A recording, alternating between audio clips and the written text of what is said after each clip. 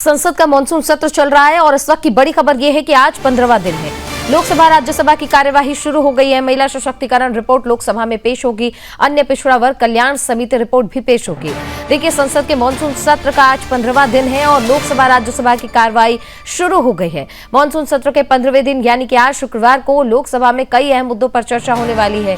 लोकसभा में महिला सशक्तिकरण पर भी सहमति जो है बनने की उम्मीद जताई जा रही है। वहीं पर देखिए, जो समिति बनाई गई थी उसकी अंतिम कार्रवाई की रिपोर्ट आज पेश की जाएगी। वहीं अन्य पिछड़ा वर्ग कल्याण समिति की 10वीं रिपोर्ट भी आज सदन के पटल पर रखी जानी है।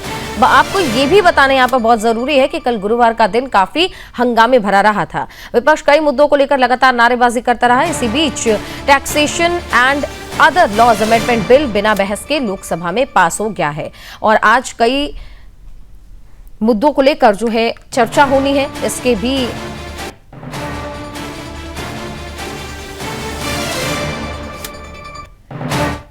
तो देखिए, लोकसभा और राज्यसभा की कार्यवाही एक बार फिर से शुरू हो गई है। सीधे आपको वहीं लिए चलेंगे। भारत छोड़ो आंदोलन भारत के लोगों की एकता, अदम्य साहस तथा अन्याय के विरुद्ध सत्य एवं अहिंसा पर आधारित संघर्ष का अमर प्रतीक है।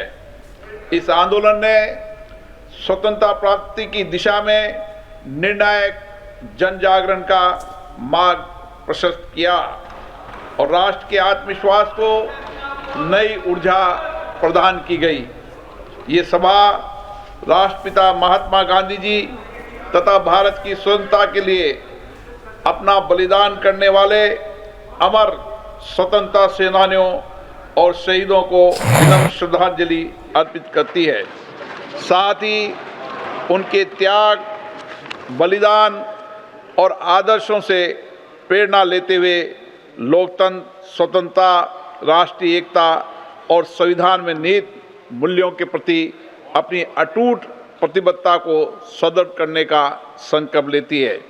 अब सभा भारत के स्वतंत्रता सेनानियों के सम्मान के स्वरूप में कुछ देर मौन रहेगी।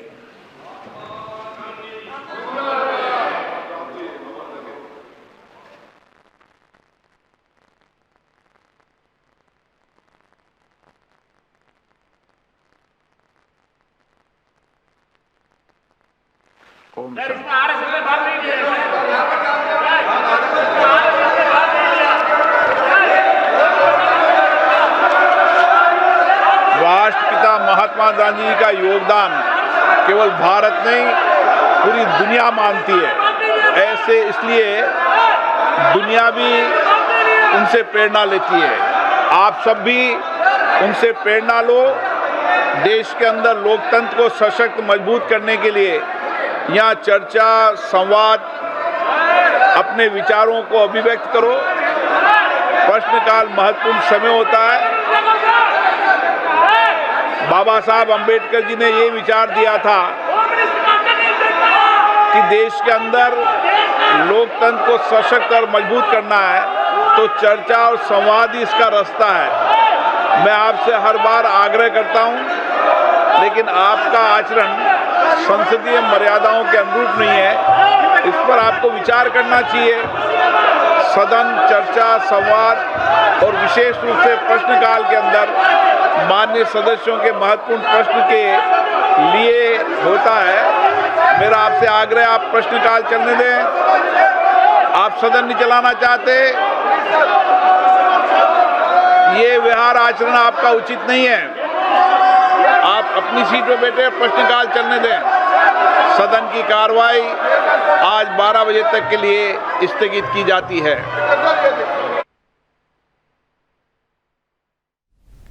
तो इस वक्त की ये बड़ी जानकारी सामने आ रही है। लोकसभा की कार्रवाई 12 बजे तक के लिए स्थगित कर दी गई है। जिस बात का हम यहाँ पर बात ही कर रहे थे, चर्चा कर रहे थे, जिस बात की आशंका थी वही हुआ। लगातार विपक्ष के हंगामे की वजह से सदन की कार्रवाई को 12 बजे तक के लिए स्थगित कर दिया गया है।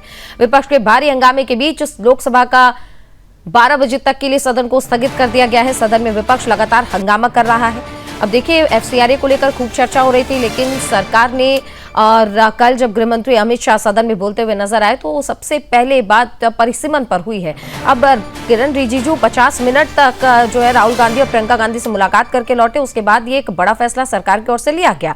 अब देखिए, पिछले अगर हम 10-11 दिन की बात करें तो राहुल गांधी के साथ किरण रिजिजू की ये तीसरी मुलाकात रही है और इसी बात पर सहमति बनी है कि हम चाहते हैं कि आप चर्चा कीजिए और चर्चा के बाद सारे बिल पेश किए जाए।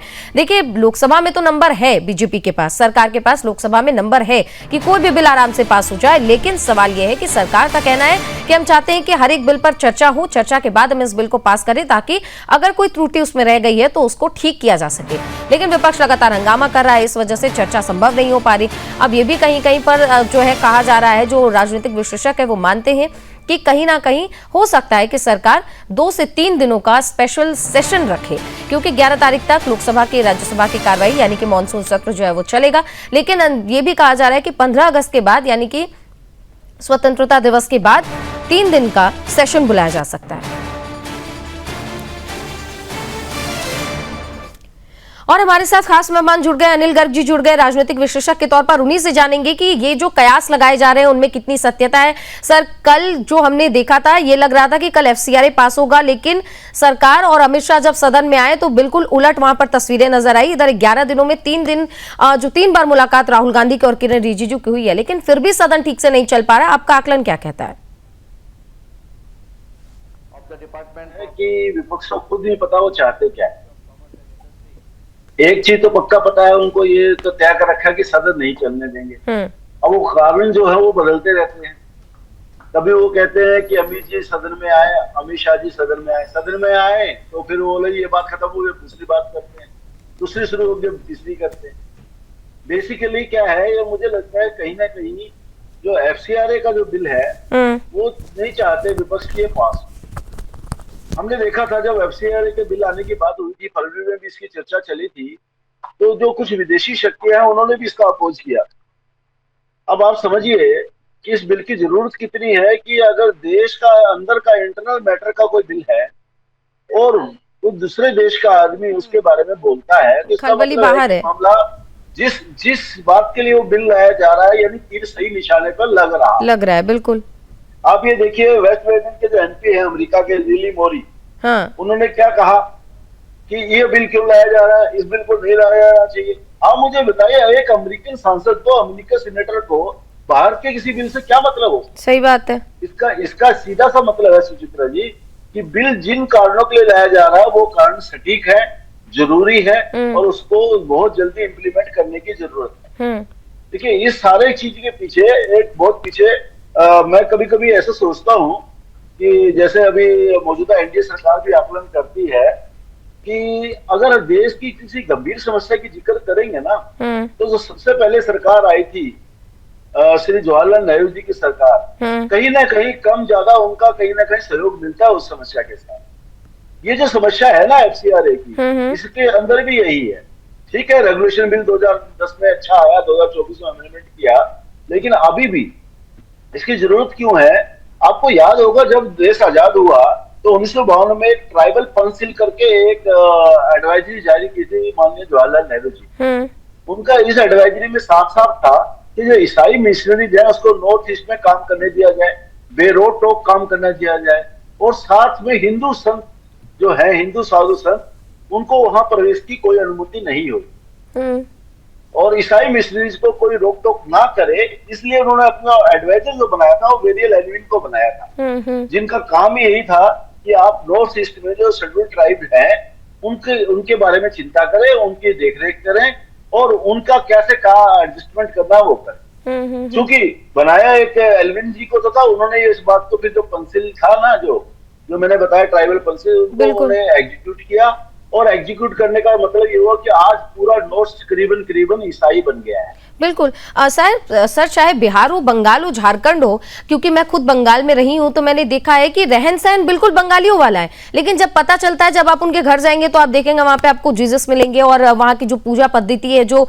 पूरी मान्यता है उनकी बदल चुकी है। तो इस बात से तो कोई डिनाई नहीं कर सकता कि ऐसी चीजें हुई नहीं है। लेकिन अब जब सरकार एक बिल लेकर आ रही है, खुद अमेरिका एफएआरए अपने जगह पर लागू करता है, अब अपने अमेरिका में लागू किया हुआ है कि कोई भी विदेशी फंडिंग होगी तो हम जांच करेंगे। तो अगर भारत ये ला रहा है तो इससे उनके पेट में दर्द होना ठीक है, समझ में आता है कि चाबुक सही जगह चला है, लेकिन विपक्ष अपने देश के साथ ना खड़ा होकर बार बार अगर हंगामा करेगा और बिना चर्चा के बिल पास होगा तो कल को फिर वही होगा कि सरकार ने चर्चा ही नहीं की और बिल पास कर दिया।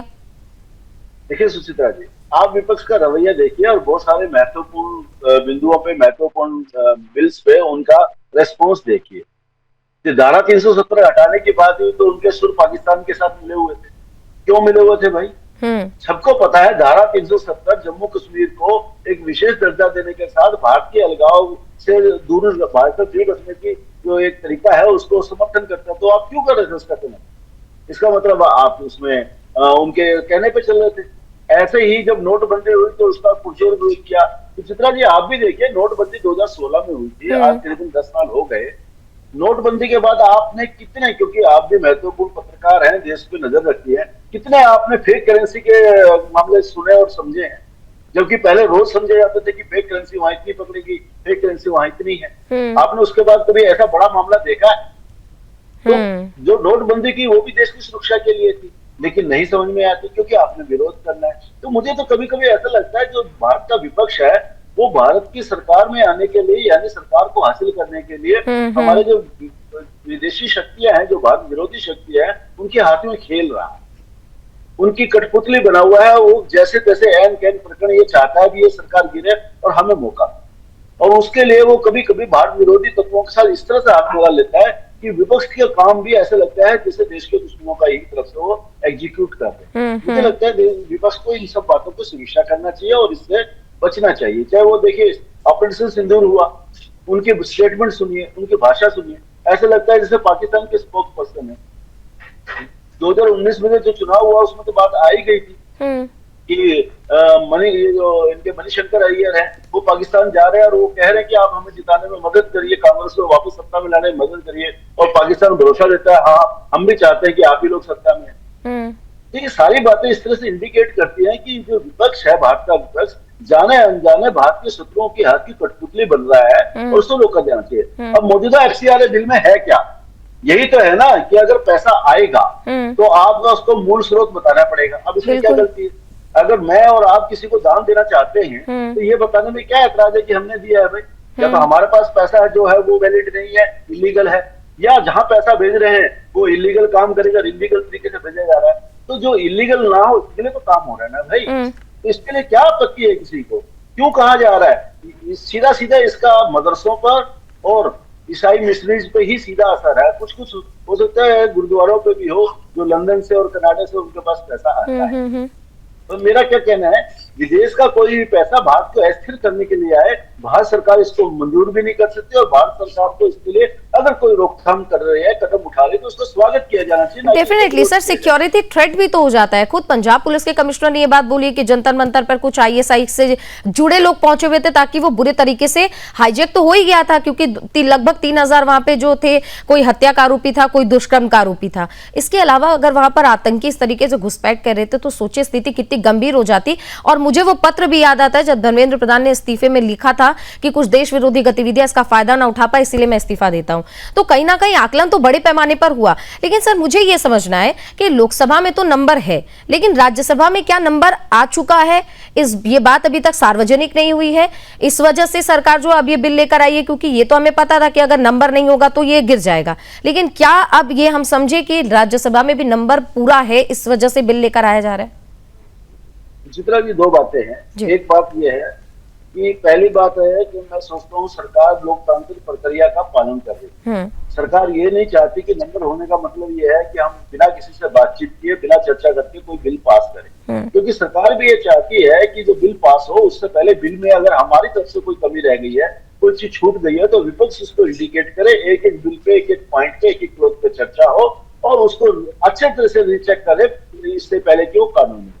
और यही एक लोकतंत्र की खूबी है, स्वस्थ लोकतंत्र की परंपरा प्रक्रिया भी है। एक दूसरी बात, जहां तक बिल पास होने की बात है, देखिए दो तरीके सरकार के पास होते हैं। अगर लोकसभा में बहुमत होता है क्योंकि तभी सरकार है, अगर राज्यसभा में नहीं भी है तब भी सरकार पहला काम तो ये कर सकती है कि संयुक्त अधिवेशन बुला ले। अगर संयुक्त अधिवेशन बुलाया जाएगा तो उसमें सरकार का नंबर बढ़ जाएगा और बिल आराम से पास हो जाएगा। एक दूसरी बात, हमने धारा 370 को पहले राज्यसभा में पेश होते और पास होते देखा है। उस समय भी भारत सरकार के पास जो रूलिंग पार्टी एनडीए के पास उसके पास नंबर नहीं था राज्यसभा में, बट उन्होंने उसको कितनी चतुराई से काम लिया। कई बार कहा जाता है कि कुछ जो विपक्षी सांसद थे उन्होंने डेलीगेशन के रूप में विदेश में भेज दिया और इतनी दूर थे कि वो आ ही नहीं सकते थे, ये भी एक बात है। तो किस चतुराई से उन्होंने पेश किया, क्योंकि भारत की सुरक्षा के लिए बहुत जरूरी था और वो राज्यसभा में पास हुआ था बिना नंबर होते हुए। तो इस मुझे लगता है कि सरकार ने पूरा इसका जो अंग था वो लगा लिया है। जो बिल तो पास होगा, सवाल ये है कि इस पर चर्चा करके पास होना चाहिए या बिना चर्चा के पास होगा। तो मुझे लगता है सरकार ने तय तो कर रखा है कि बिल तो ये पास होने ही है, क्योंकि इसमें 2/3 मेजोरिटी की जरूरत नहीं है, तो इसलिए बिल पास होने में मुझे नहीं लगता कोई कठिनाई आएगी। ठीक है, ठीक है।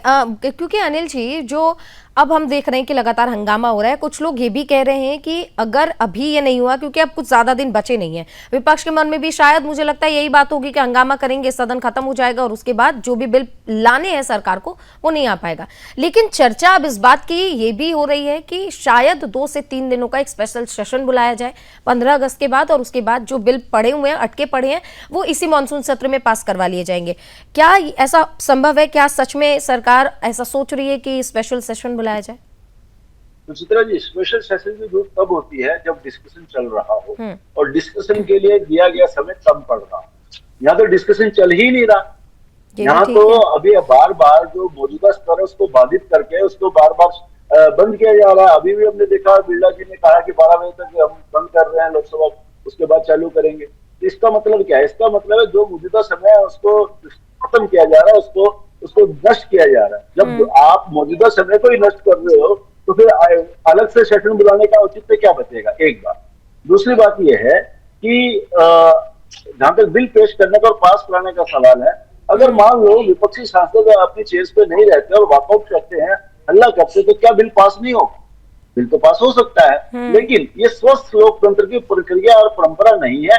इसलिए सरकार चाहती है डिस्कशन करके हो। नहीं तो बिल तो अगर आपने पास नंबर है तो आप बिल पेश कर सकते हैं और उसको पास भी कर सकते हैं, वो बिना डिस्कशन के पास होगा। ऐसा होता आया है, बहुत सारे बिल ऐसे पास हुए हैं। अभी जो सुप्रीम कोर्ट के जो जज बढ़ाने का जो बिल था वो पास हुआ है ना, वो अभी 32 से लेकर 38 तक जज बना रहे हैं, तो वो बिल पास हो गया, 10 मिनट के अंदर बिल पास हो गया। अगर आप नहीं चर्चा में हिस्सा लेंगे, ऐसा थोड़ी सरकार का कामकाज रुक जाएगा। लेकिन लोकतंत्र की परंपरा नहीं है, इसलिए सरकार चाहती है चर्चा करके बिल पास। लेकिन अनिल जी, अभी तो विपक्ष 20 तारीख में ही अटका हुआ है, 20 जुलाई को जो जंतर मंतर पर हुआ।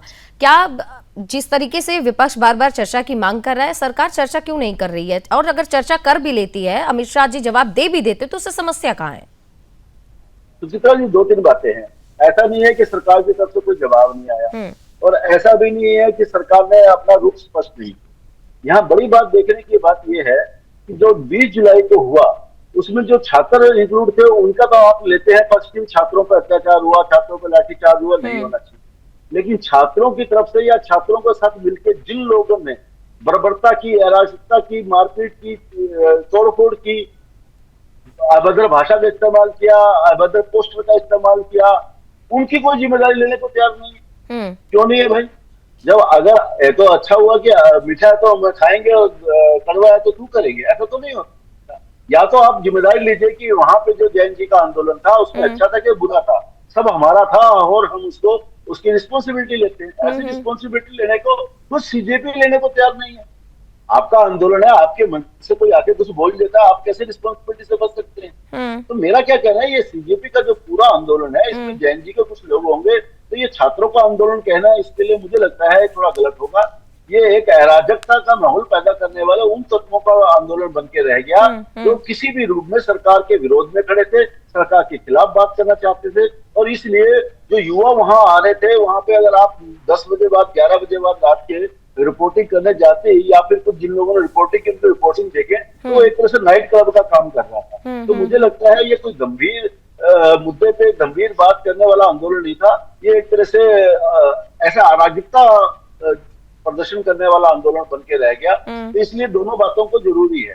देखिए, छात्र आंदोलन कर सकते हैं, सत्याग्रह कर सकते हैं, छात्र नहीं कोई भी कर सकता है, जंतर मंतर इसके लिए जगह है। लेकिन किसी को तोड़फोड़ की अनुमति है क्या? किसी को अभद्र भाषा इस्तेमाल करने की झारखंड में भी तो हो ही रहा है, रांची में तो इतने दिनों से स्टूडेंट बैठे हुए हैं। आपने अगर उसका उदाहरण देखना तो झारखंड के छात्र आंदोलन को देखिए, वो क्या करते हैं, अपने आंदोलन की शुरुआत राष्ट्रीय गान के साथ करते हैं। अपने साथ फोटो पीछे लगाते हैं। इवनली उन्होंने शिबू सोरेन जी का भी फोटो लगाया हुआ है, अम्बेडकर जी का भी लगाया हुआ, महात्मा गांधी जी का भी लगाया हुआ है, और वहां पे एक बार भी अभद्र भाषा का इस्तेमाल नहीं हुआ, बिल्कुल। एक बार भी किसी धर्म के प्रति अभद्र भाषा का इस्तेमाल नहीं हुआ। और उनकी मांग क्या है? उनकी मांग इतनी सी है कि राज्य सरकार की सीआईडी के बजाय आप सीबीआई से इसकी इंक्वायरी कराएं। बिल्कुल सर, वो तो इस्तीफा भी नहीं चाहते। राज्य सरकार से सम्मिलित है, इसलिए वो ठीक। आप मुझे बताओ, ये इनकी मांग गलत है क्या? और क्या इतनी बड़ी है, इसको मांगा नहीं जा सकता? तो वो तो कोई बड़ी बात भी नहीं मांग रहे, वो तो ये भी नहीं कह रहे उसको रखो उसको उठाओ। यहाँ तो हालत ये होगी कि जंतर मंतर को आपने वो जगह बना दिया कि वहां से क्या होगा कि भारत सरकार का कैबिनेट कौन होगा। ऐसा थोड़ी होता है। बिल्कुल। आप अपनी बात कहिए, आपकी तकलीफ क्या वो कहिए। ये थोड़ी तय करेंगे कौन मंत्री रहेगा और कौन मंत्री नहीं रहेगा। तो मुझे लगता है कि ये जो छात्रों का आंदोलन था, छात्रों का आंदोलन ना होकर के छात्रों की आड़ के अंदर विपक्ष अपनी गोटियां खेलने की कोशिश कर रहा है, और इसमें कहीं भी इसमें छात्रों और जैन जी वाला मामला नहीं बचा था। आप मुझे एक बात बताइए कि कहा जा रहा है कि वहां पे पैलेट गन चली, जब सरकार ने बस, और किसके ऑर्डर पे चली ये बताइए, किसके ऑर्डर पे चली? बार बार ये जिद है।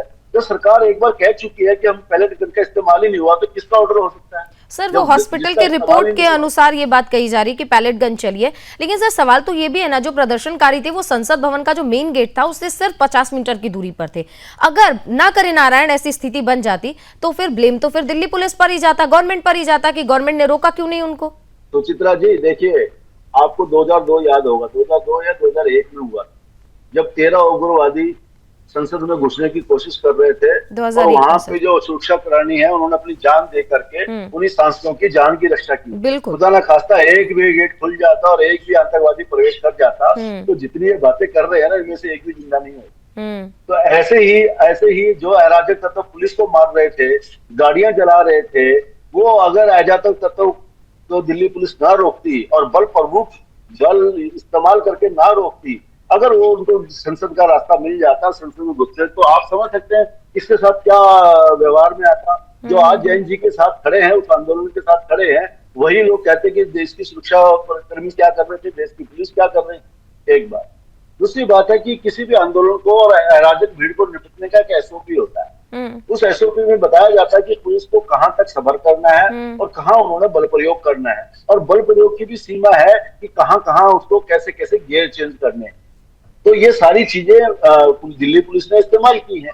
उन्होंने भी मालूम है कब लाठी चार्ज करना है, कब उनको आंसू गैस के गाले छोड़ने हैं, कब उनको वाटर कैनन इस्तेमाल करना है, जरूरत पड़ने पर तब पैलेट गन इस्तेमाल करनी है, और जरूरत करने पर हो सकता है फायरिंग करनी है। सर पंजाब में बहुत शांतिपूर्ण प्रदर्शन हो रहा है, वहां पर भी वाटर कैनन का इस्तेमाल किया गया है, और यही तो सर कहीं ना कहीं दोहरा रवैया सामने आता है। सुचिता जी, इसकी एक एसओपी बनाई गई है, और पूरे पुलिस बायलॉज में एसओपी है। अभी कहीं ने किसी ने मुझे कहा था, पिछले एक चैनल पर बात चल रही थी कि वहां पे नेम प्लेट क्यों नहीं थी, क्यों उनके नेम प्लेट आपने हटा दी थी उनकी सुरक्षा कर्मियों की। भाई आपको एसओपी पढ़ लेनी चाहिए। जहां अराजकता होने की उम्मीद है, जहां आपको लगता है कि सुरक्षा कर्मी की पहचान को निश्चित करके उसके परिवार को बाद में नुकसान पहुंचाया जा सकता है, तो वहां उसकी पहचान छिपाई जाती है। आपने कभी एलएसजी के कमांडो को देखा है बिना मुंह खोले हुए? वो तो पूरा नकाब लगा के रखते हैं। फिर आप कहोगे कि नकाब पोष कैसे सुरक्षा कर्मी हो सकते हैं? मतलब आपको ज्यादा एसओपी मालूम कर लेनी। लेकिन सर एक महत्वपूर्ण सवाल मुझे ये भी आपसे पूछना है कि मैं बयान सुन रही थी अभिजीत दीपके, जंतर मंतर पर 22 जुलाई की वो तारीख थी जब अभिजीत दीपके कह रहे कि अगर पुलिस वाले आपसे आधार कार्ड मांगे तो आप मुझे आकर बताइए, ये सब देश के नागरिक है, कोई यहाँ पर आधार कार्ड नहीं दिखाएगा, जंतर मंतर सबका है। उसके बाद अब जब पंजाब पुलिस ने यह खुलासा किया है कि आईएसआईएस के कुछ आतंकी वहां पर घुसे हुए थे जो दंगा करने के फिराक में थे और दिल्ली को जलाने के फिराक में थे। अब जब इसके बारे में सवाल पूछा गया आशुतोष रंका से, तो उन्होंने कहा कि ये तो सिक्योरिटी फेलियर है। तो ये कैसे संभव है सर कि जब सिक्योरिटी फेलियर है, जब इंटेलिजेंस को ये इनपुट मिला, जब जांच शुरू हुई तो आपको उससे भी आपत्ति है, और अब जब चीजें क्लियर हो गई है तो आप अब उल्टा सिक्योरिटी को लेकर सवाल उठा रहे हैं, आप इंटेलिजेंस फेलियर पर सवाल उठा रहे हैं। तो सुचित्रा जी, दो बातें हैं। एक जो 20 जुलाई को हुआ उस आंदोलन के बारे में कहूंगा, एक थोड़ा आपको पीछे ले जाऊंगा जो किसानों का आंदोलन हुआ उसके बारे में। इन दोनों आंदोलन में जो मुद्दे सामने रखे गए थे, आंदोलनकर्ता उन मुद्दों के साथ थे ऐसा नहीं। बेसिकली ये दोनों आंदोलन इस तरह से बनाए गए थे कि अराजकता का माहौल बने और सिक्योरिटी फोर्सेस को मजबूरी में गोलीबारी करनी पड़े। अगर वहां पे गोली हो चलाई जाए और कुछ लोग मरे जाए तो पूरे देश में अराजकता का माहौल बने, पूरे देश में तोड़फोड़ हो और सरकार बैकफुट पे आके इस्तीफा दे, या देश में भी बांग्लादेश, नेपाल, श्रीलंका ऐसा हालात बन जाए। ये पूरी मंशा वैसे थी। किसान आंदोलन के कारण भी ऐसी कोशिश की गई थी। सरकार ने इस बात को समझा कि सिख फॉर जस्टिस के नाम पर अराजक तत्व उस आंदोलन में घुसाए हैं। ना सिर्फ वो आंदोलन को घुसाए, उन्होंने आंदोलन को कैप्चर किया है। और 26 जनवरी के आसपास हम लोगों ने लाल किला पर जो सीन देखा था, आप और हम भूले नहीं है किस तरह से उन्होंने अराजकता का प्रदर्शन किया था और लाल किला तक को कैप्चर किया था। क्योंकि उनकी मंशा ये नहीं थी कि उनको कुछ दिखाना है, उनकी मंशा एक ही है कि सरकार इन सारे मामलों से आगे आ जाए, तंग आ जाए और गोली चलाने का आदेश दे और कुछ लोग मारे जाए, ताकि विपक्षियों को मौका मिल जाए और उनकी लाशों पर राजनीति करें। और यही कुछ 20 जुलाई को किया। 20 जुलाई को जो प्रदर्शन था वो प्रदर्शन नहीं था, तो किसी हालत में आप उसको प्रदर्शन नहीं कर सकते। आप उसको गाली गलौज करेंगे, वो प्रदर्शन नहीं कैसे हो सकता। आपके पास खुद ही पत्थर मार रहे हैं पुलिस वालों को, बैरिकेड तोड़ रहे हैं, पुलिस वालों पर हमला कर रहे हैं। सर, मैं ये कहना तो नहीं चाहती, लेकिन विपक्ष तो ये कह रहा था कि पत्थर खा लेने चाहिए थे, सर फुड़वा लेने चाहिए थे, लेकिन छात्रों पे लाठीचार्ज नहीं करनी चाहिए थी। मेरा ये कहना है सुचित्रा जी, उन सबकी मंशा एक ही थी कि पुलिस को गुस्सा दिलाए, रिवॉक करें और बिल्कुल बिल्कुल बिल्कुल, very true sir, very true. और फिर उनकी छात्रों की लाश पर उन जैन जी की राजनीति और अच्छे से हो सके, बिल्कुल, लेकिन संयम का परिचय दिया, धैर्य बनाए रखा और उन्हें जितनी जरूरत थी उससे ज्यादा उन्होंने नहीं किया, संयम बनाए रखा, नियंत्रण में रखा। बिल्कुल बिल्कुल। एक और बात समझिए, राहुल, ठीक है, तो देखिए, माफ कीजिएगा सर, मुझे यहीं पर चर्चा को रोकना पड़ेगा, क्योंकि जिस तरीके से ये पूरा मामला सामने आया, अब देखना ये होगा कि 12 बजे से एक बार फिर से सदन की कार्रवाई शुरू होगी। देखते हैं क्या कुछ होगा, आगे भी आप तक अपडेट्स पहुंचाते रहेंगे। अनिल जी, आपने अपना कीमती समय दिया, बहुत बहुत धन्यवाद। फिलहाल के लिए बस इतना ही। देखते रहिए सुदर्शन न्यूज। नमस्कार।